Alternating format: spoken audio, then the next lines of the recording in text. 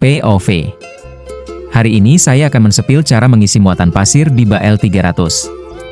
Simak baik-baik ya. Yang pertama kalian siapkan skop kecil ya. Terus tinggal isi ya sampai merata di baknya.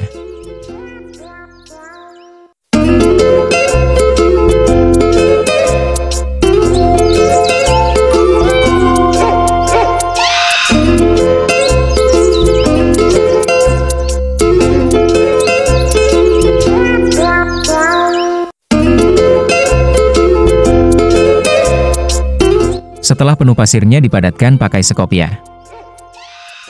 Oke, segitu saja ya. Semoga bermanfaat, selamat mencoba di rumah. Hihihihihi.